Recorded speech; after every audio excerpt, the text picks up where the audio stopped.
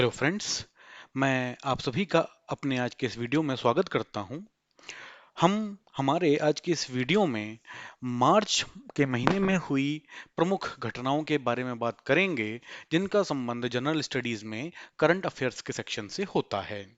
हम अपनी वीडियो में आगे बढ़ें उसके पहले अगर अभी तक आपने हमारे चैनल को सब्सक्राइब नहीं किया है तो करें, हमारे वीडियोस को देखें, उन्हें लाइक करें, ज़्यादा से ज़्यादा लोगों के साथ में उनको शेयर करें और कमेंट सेक्शन में अपने ऑब्जर्वेशंस हमको लिख करके ज़रूर बताएं और साथ में ये भी बताएं कि हम अपने वीडियोस को इम्प्रूव करने के लिए और क्या कर सकते हैं। तो आते हैं आज के अपने इस वीडियो के ऊपर और उन प्रमुख घटनाओं के बारे में, गतिविधियों के बारे में बात करेंगे जो अभी इस महीने में हमारे आसपास हुई हैं। इसी क्रम में हमारा आज का पहला सवाल है, वर्ल्ड हैप्पीनेस रिपोर्ट में जो 2022 में आई है उसमें भारत को कौन सा स्थान मिला है। इसमें ऑप्शन बी है हमारे सामने 133वां, ऑप्शन ए है हमारे सामने 133वां, ऑप्शन बी है हमारे सामने 134वां, ऑप्शन सी है हमारे सामने 136वां और ऑप्शन डी है हमारे सामने 138वां। ठीक, तो इस प्रश्न का सही उत्तर है ऑप्शन सी 136वां। और जब हम इसका कंपैरिजन करें पिछले साल की रिपोर्ट के साथ में तो ये 3 पायदान सुधरा है। ठीक, पिछली रिपोर्ट जो 2021 में आई थी उसमें भारत को 139वां स्थान मिला था। जब हम वर्ल्ड हैप्पीनेस रिपोर्ट के बारे में बात करें तो इस बार जो रिपोर्ट आई है वो 10वीं एनिवर्सरी पर आई थी, मतलब इस रिपोर्ट को आते हुए 10 साल हो चुके हैं और इसकी पहली रिपोर्ट सन 2012 में आई थी और तब से ये हर साल आती है और इस बार इसकी 10वीं एनिवर्सरी थी। ठीक है, तो बात करें जब बाकी देशों के बारे में तो इस रिपोर्ट के अंडर में 146 देश आते हैं जिनको रैंक किया जाता है और उनमें भारत पिछली बार 139वें स्थान पर था और इस बार 136वें स्थान पर है। मतलब कि पिछले एक साल में हमारे देश के लोग थोड़े से ज्यादा सुखी हुए हैं। जब इस क्रम में बात करें तो एक छोटा सा देश है फिनलैंड, जो लगातार 5वीं साल, ठीक, 5th ईयर कंटिन्यूअसली, ठीक है, 5वीं साल पहली पोजीशन पर रहा है और दूसरी पोजीशन पे नंबर आता है डेनमार्क का। ठीक है, तो पहली पोजीशन हो गई फिनलैंड की, दूसरी पोजीशन हो गई हमारी डेनमार्क की। ठीक है, और जैसे हमने कहा कि 146वें 46 देश इसमें आते हैं, तो जो आखिरी पोजीशन है 146 पोजीशन जो है वो दी गई है अफगानिस्तान को,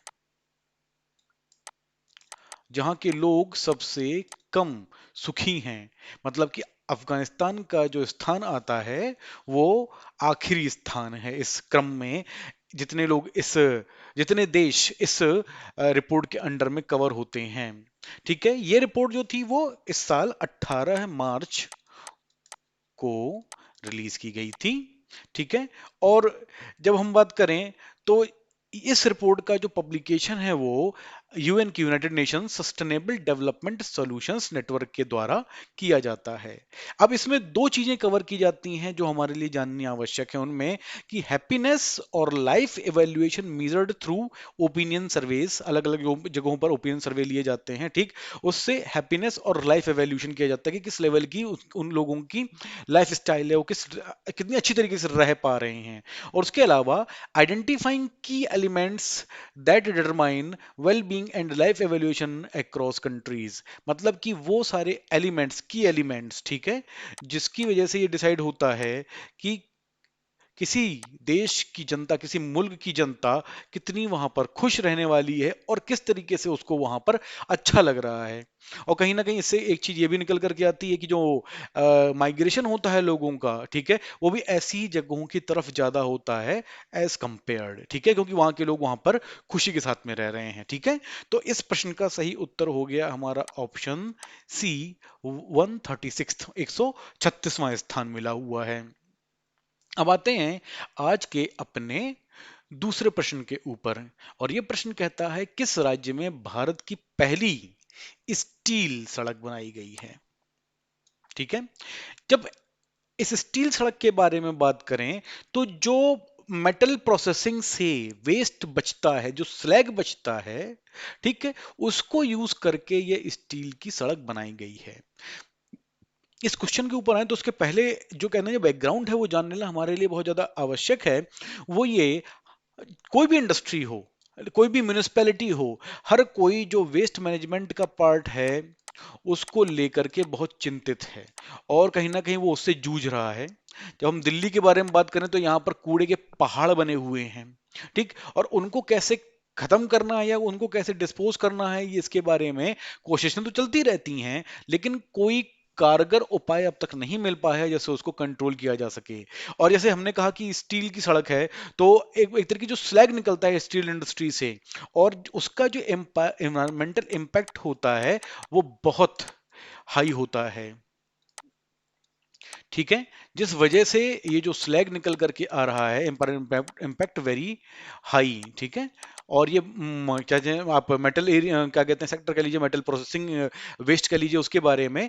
और इसके लिए हमारे पास अभी तक एक ही साधन रहा है कि लैंडफिल साइट्स में इसको डिस्पोज कर दिया जाए। ठीक। लेकिन उसका जो ओवरऑल इफेक्ट लॉन्ग रन में देखने को मिला है वो भी बहुत ही कहना चाहिए हैवी मिला है, हाई मिला है। ठीक। इसीलिए इस स्टील स्लैग को जो वेस्ट निकल करके आ रहा है उसको कंस्ट्रक्शन इंडस्ट्री में यूज करने की शुरुआत की गई है, जिसमें एक उदाहरण जो है वो ये प्रोसेस हमारी पहली स्टील की रोड है। ठीक है। जिसके बारे में हम यहाँ पर बात कर रहे हैं, और इससे रिलेटेड हमारे सामने चार ऑप्शन हैं। Option A Uttar Pradesh, option B Uttarakhand, option C Maharashtra, और ऑप्शन डी गुजरात। और इस प्रश्न का सही उत्तर है ऑप्शन डी गुजरात। ठीक। गुजरात में सूरत में हजीरा इंडस्ट्रियल एरिया में इस तरीके की सड़क बनाई जा रही है। ये अपने तरीके की एक पहले एक इनिशिएटिव है जो अगर सक्सेसफुल हुआ तो आगे जितने भी हाईवेज बनने वाले हैं, ठीक, या इंपॉर्टेंट रोड्स बनने वाली हैं, ठीक है, उनको बनाने में इस स्टील स्लैग का इस्तेमाल किया जाएगा। ये जो सड़क यहां गुजरात में बनाई जा रही है उसमें 6 लेन हैं। ठीक। ये उसके एडिशनल फीचर्स हैं जिनके बारे में हमको पता होना चाहिए, जो हम हमारी जानकारी में मोटा मोटा होना चाहिए। ठीक है। और 1 किलोमीटर का ट्रायल लेंथ, ठीक है, 1 किलोमीटर की जो ट्रायल लेंथ है वो इस जगह पर बनाई गई है, जिसके ऊपर रोज 100 ट्रक, सॉरी 1000 ट्रक, ठीक है, जिनका वजन 18 से 30 टन का है, ठीक, वो निकल रहे हैं। और उसके अगेंस्ट जो सड़क है उसका बिहेवियर चेक किया जा रहा है। इसका कंस्ट्रक्शन जो लक्ष्मी निवास मित्तल है उनकी, आर्सिलर मित्तल, निपॉन स्टील इंडिया, ठीक, उसने किया है इन कोलाबोरेशन विद CSIR और CRRI। ठीक है, CRRI, और साथ में नीति आयोग का भी सहयोग इनके साथ में जुड़ा हुआ है। ठीक है। सेंट्रल रोड रिसर्च इंस्टीट्यूट, ठीक, with NITI Aayog, with CSIR, और जो बनाने वाली कंपनी है उसका नाम है आर्सिलर मित्तल निपॉन स्टील इंडिया। ठीक। तो इस प्रश्न का सही उत्तर हो जाता है हमारा ऑप्शन डी गुजरात। अब आते हैं अपने अगले प्रश्न के ऊपर। ये प्रश्न कहता है ऑस्कर्स अवार्ड्स 2022 में किसे सर्वश्रेष्ठ अंतरराष्ट्रीय फीचर फिल्म का पुरस्कार मिला है। ठीक है। यही वो कैटेगरी है जिसमें 2001 में आमिर खान की फिल्म लगान भी इंडिया से भेजी गई थी। ठीक है। लेकिन वो उसको ये अवार्ड नहीं मिला था, वो कहीं ना कहीं इस रेस में, इस दौड़ में पीछे रह गई थी। ठीक है। अब जब अंतर्राष्ट्रीय फीचर फिल्म की बात है तो बाकी कंट्रीज की, मतलब कि हर भाषा की, हर कंट्री की फिल्म इसमें इंक्लूड होती है, जो उनके कंट्री की तरफ से भेजी जाती है एज ए रिप्रेजेंटेटिव, और उसमें से जो बेस्ट फीचर फिल्म होती है उसको हमको चूज करना होता है। तो यहाँ पर हमारे सामने पहला ऑप्शन है The Kashmir Files, the West Side Story, option B, option C Drive My Car, और option D The Suicide Squad. अब इस प्रश्न का सही उत्तर है option C, Drive My Car, जो जापान की फिल्म है। और ऐसी ये दूसरी जापानी मूवी है, ठीक है, सेकंड मूवी फ्रॉम जापान जिसको ये अवार्ड मिला है। और अगर ओवरऑल हम ऑस्कर की हिस्ट्री के बारे में बात कर लें, तो किसी जापानी मूवी, ये ऐसी पांचवी जापानी मूवी है जिसको ऑस्कर्स में कोई अवार्ड दिया गया है सिंस 1950s, जब से जापान की इसमें एंट्री हुई है, ठीक है। और जब हम बात करें कि बेस्ट एडिटिंग के लिए directed by David lynch, dune एक फिल्म आई थी जो अमेरिकन साइंस फिक्शन फिल्म थी, उसको एडिटिंग के लिए बेस्ट फिल्म का अवार्ड दिया गया है, ठीक है। जब हम बात करें बेस्ट इंटरनेशनल फीचर फिल्म के बारे में, तो ड्राइव माई कार का जो कंपटीशन था वो था डेनमार्क की फिल्म फ्ली के साथ में, इटली की movie the hand of the God के साथ में, Norwegian film the worst person in the world के साथ में, और भूटानी फिल्म जिसका नाम था लुनाना अयाक इन द क्लासरूम, ठीक। और इन सारी फिल्मों के साथ कंपटीशन में जो अवार्ड था वो मिला ड्राइव माई कार को, जो यहां पर हमारा ऑप्शन सी निकल करके आता है। तो अब आते हैं अपने अगले प्रश्न के ऊपर। ये प्रश्न कहता है किस भारतीय खिलाड़ी ने स्विस ओपन बैडमिंटन चैंपियनशिप 2022 में महिला एकल का खिताब जीता है, ठीक है, महिला एकल का खिताब, ठीक है। ऑप्शन ए है हमारे सामने ज्वाला गुट्टा, ऑप्शन बी है PV Sindhu, option C Ashwini Ponnappa, और ऑप्शन डी साइना नेहवाल। तो इस प्रश्न का सही उत्तर है ऑप्शन बी, पीवी सिंधु, ठीक। इन्होंने फाइनल में बुसानन ओंगबाम रुंगफान को हराया था, ठीक है। और ये पीवी सिंधु का स्विस ओपन बैडमिंटन चैंपियनशिप में पहला महिला एकल खिताब है, क्योंकि पिछली बार भी वो फाइनल में पहुंची थी, वहां पर वो 2016 की Olympic gold medallist Carolina Marin से हार गई थी। लेकिन इस बार उन्होंने इस चैंपियनशिप में खिताब जीता, वो फाइनल हारी नहीं, फाइनल जीती। वैसे भी पीवी सिंधु के साथ में एक इतिहास रहा है कि वो हमेशा फाइनल में हार जाती थी, ठीक है। लेकिन अब अच्छी बात यह है कि उन्होंने फाइनल भी जीतने शुरू किए हैं, और कहना चाहिए कि ये गौरव की बात है देश के लिए कि वो 2 बार की ओलंपिक मेडलिस्ट रही हैं। उन्होंने 2016 में सिल्वर मेडल जीता था बैडमिंटन में, और 2020 में उन्होंने ब्रॉन्ज मेडल जीता था। तब की बार वो सेमीफाइनल में ही, 2020 में वो सेमीफाइनल में ही हार गई थी, लेकिन फिर भी उन्होंने ब्रॉन्ज मेडल अपने नाम किया था। तो इस प्रश्न का सही उत्तर है ऑप्शन बी, पीवी सिंधु। अब आते हैं अपने अगले प्रश्न के ऊपर। कौन खिलाड़ी पद्म भूषण सम्मान पाने वाले पहले पैरा एथलीट बने हैं? अब इसमें पहले ऑप्शन में आते हैं, option A Manish Narwal, option B Krishna Nagar, option सी देवेंद्र जझरिया, और ऑप्शन डी मनोज सरकार। तो जब हम पैरा एथलीट के बारे में बात करें, तो वो एथलीट जो स्पोर्ट्स में पार्टिसिपेट करते हैं, but somewhere there are differently abled, ठीक है, स्पेशली एबल्ड, ठीक है। तो और उनका जो ओलंपिक होता है वो अलग होता है नॉर्मल कंपटीशन के कंपैरिजन में, ठीक है।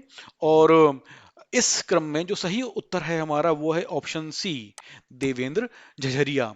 देवेंद्र झझरिया ने को ये सम्मान मिला है, ठीक है। उन्होंने पैरा ओलंपिक में भाला फेंक में स्वर्ण पदक जीता था, एथेंस में 2004 में, और रियो में 2016 में। उन्होंने 2020 में टोक्यो ओलंपिक में सिल्वर मेडल जीता था, ठीक। और वो देश में पद्म भूषण प्राप्त करने वाले पहले फर्स्ट पैरा एथलीट बन गए हैं। देखा जाए तो इनके अचीवमेंट्स की लिस्ट उस हिसाब से काफी लंबी है, काफी सक्सेसफुल एथलीट रहे हैं, तो कहीं ना कहीं उनका ये सम्मान पाना भी वो डिजर्विंग कैंडिडेट थे इस सम्मान को पाने के लिए। ठीक है, तो इस प्रश्न का सही उत्तर होता है हमारा ऑप्शन सी, देवेंद्र जझरिया। अब आते हैं अपने अगले प्रश्न के ऊपर। हमारा अगला प्रश्न कहता है किस राज्य में भारत की पहली कागज रहित पेपरलेस राज्य विधानसभा बनी है। मतलब कि वहां पर पेपर वर्क जो है वो उसको हटा दिया गया है, एक तरीके से खत्म कर दिया गया, रिमूव कर दिया गया है। ठीक है, हमारे सामने यहां पर ऑप्शन ए है उत्तराखंड, ऑप्शन बी है मणिपुर, ऑप्शन सी है नागालैंड और ऑप्शन डी है बिहार। तो अगर हम बताएं तो राष्ट्रीय ई विधान एप्लीकेशन प्रोग्राम, जिसको हम नीवा कहते हैं शॉर्ट में, NEVA, उसके अंडर ये एक स्कीम चलाई गई थी जिसमें ऑप्शन सी नागालैंड देश का ऐसा पहला राज्य बना है जहां पे जो विधानसभा का कार्यक्रम है, उसकी कार्रवाई है वो पेपरलेस है। ठीक है, वहां पर ये मतलब क्या कहते हैं, अगर लोगों को, जो सदस्य हैं विधानसभा के, उनको सदन की कार्यवाही में भाग लेना है तो वो इलेक्ट्रॉनिक उपकरणों का इस्तेमाल करके भी वहां की कार्यवाही में भाग ले सकते हैं। और एक तरीके से कहना चाहिए कि सेव पेपर वाली जो कंडीशन थी, ठीक है ना, कि पेपर बचाने को लेकर के लोगों को उत्साहित करने के लिए एक ये बहुत ही अच्छी पहल है। ठीक, जो कोशिश ये की जा रही है कि बाकी राज्यों की विधानसभा भी इस्तेमाल करें। तो यहां पर इस प्रश्न का सही उत्तर है ऑप्शन सी, नागालैंड। ठीक है, ठीक है, तो अब आते हैं अपने अगले प्रश्न के ऊपर। IQ एयर की वर्ल्ड एयर क्वालिटी रिपोर्ट 2021 में कौन दुनिया की सबसे प्रदूषित राजधानी शहर बनी है। ठीक है, खैर यहां पर भी सिचुएशन ये है कि हम सबसे प्रदूषित, मतलब कि वर्स्ट के लिए बात कर रहे हैं, मतलब कि नीचे से पहली पोजीशन जिसकी है। ठीक, एक तरीके से अचीवमेंट है, लेकिन बहुत ही गलत वजहों से ये एक अचीवमेंट है। और इसके लिए हमारे सामने ऑप्शंस हैं, options A Dhaka, option B Kathmandu, option C Delhi और ऑप्शन डी बगदाद। तो जब हम इसके सही उत्तर के बारे में बात करें तो बताते हुए अच्छा तो नहीं लगता, लेकिन इसका सही उत्तर है ऑप्शन सी, दिल्ली। एक IQ एयर की जो हमारी वर्ल्ड एयर क्वालिटी रिपोर्ट 2021 आई है, उसमें दिल्ली विश्व की सबसे प्रदूषित राजधानी घोषित की गई है। इस रिपोर्ट में 117 देश, उनके 6,475 शहरों का विवरण, उनका डेटा इंक्लूड किया जाता है। उसके बाद ये डिसाइड किया जाता है कि वर्स्ट एयर क्वालिटी किस जगह की निकल करके, किस शहर की निकल करके आ रही है। और इस बार ये जो ये रिकॉर्ड है वो गया है, खिताब जो है वो दिल्ली के नाम गया है। हाँ, ये जो चार ऑप्शन है उनमें से जो ऑप्शन ए है ढाका, उसको दूसरी सबसे प्रदूषित राजधानी का खिताब दिया गया है। वो दुनिया की दूसरी सबसे प्रदूषित राजधानी बनी है। और इस क्रम में जो तीसरे नंबर पे अफ्रीका कंटिनेंट में जो चार देश है, उसकी राजधानी, उसकी राजधानी का नाम है अनजामेना। ठीक, वो तीसरे नंबर पर आई है। ठीक, तो हमारे देश की राजधानी की एयर क्वालिटी सुधारी जाए, इसके ऊपर बहुत ज्यादा ध्यान देने की आवश्यकता है, जो जिसके नाम ये एक अनचाहा रिकॉर्ड आ गया है सन 2021 में।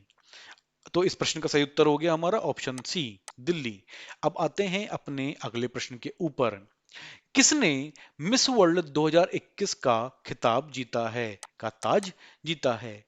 अब इसमें ऑप्शन ए है हमारे हमारे सामने निर्मर्स क्रिसिल, ऑप्शन बी है जैकी पीटरसन, ऑप्शन सी है कैरोलिना बिलावस्का और ऑप्शन डी है पेरी मैथ्यूज। मिस वर्ल्ड 2021 इस प्रतियोगिता का 70वां एडिशन, 70th एडिशन 2021 में किया गया था। और यह खिताब जीता है ऑप्शन सी, पोलैंड की